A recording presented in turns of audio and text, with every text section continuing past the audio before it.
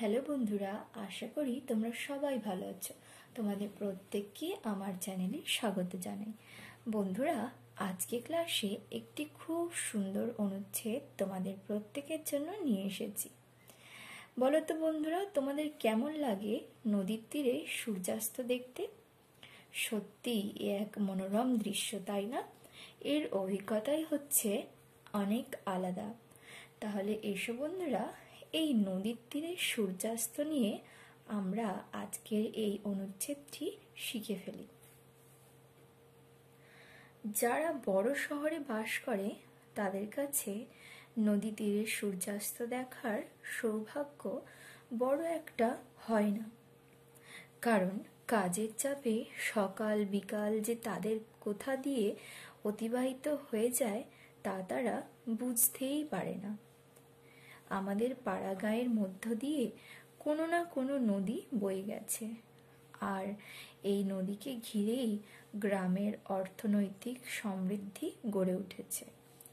নদীর জলে চাষাবাদ, যোগাযোগ ব্যবস্থা, বিদ্যুৎ উৎপাদন, মৎস্য চাষ, বনসৃজন প্রভৃতি নদীর উপর নির্ভরশীল। আবার এই নদী সকাল বিকাল মানুষের ক্লান্তি হরণ করে। প্রভাতের সোনালি আলো যখন নদীর জলে ছড়িয়ে পড়ে তখন তা নয়ন লোভন। তবে প্রভাতের সূর্যোদয় দেখার সৌভাগ্য অনেকেরই হয় না, কারণ অনেকেই ঘুম থেকে উঠতেই পারে না। কিন্তু নদী তীরে সূর্যাস্ত দেখার সৌভাগ্য অনেকেরই হতে পারে।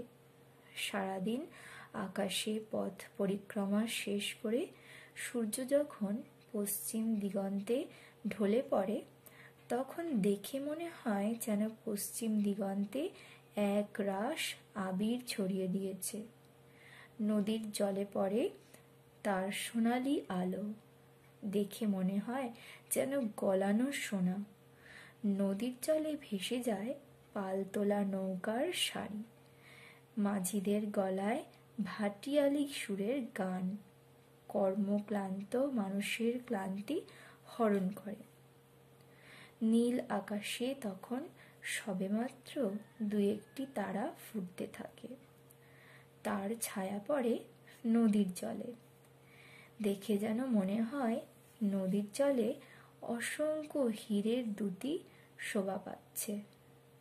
নদীর তীরে বাঁধা থাকে মহাজনী নৌকা, মাল ওঠানামার সঙ্গে একটা ব্যস্ততা।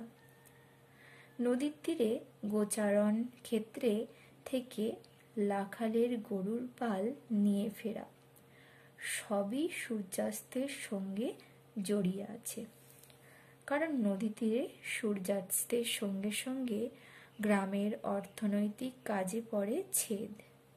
মানুষ কর্মক্লান্ত হয়ে ঘরে ফিরে চলে। তাহলে বন্ধুরা, এই হলো সুন্দর একটি অনুচ্ছেদ রচনা নদী তীরে সূর্যাস্ত নিয়ে। আশা করি তোমাদের প্রত্যেকের এই অনুচ্ছেদটি ভালো লেগেছে। যদি ভালো লেগে থাকে তাহলে আমার ভিডিওটিকে একটি লাইক এবং শেয়ার করবে, সাবস্ক্রাইব করবে আমার চ্যানেলটিকেও, সঙ্গে বেল আইকনটিকে প্রেস করে দিবে যাতে আমার চ্যানেলের সমস্ত তথ্য তোমরা সরাসরি পেয়ে থাকো। ধন্যবাদ সবাইকে।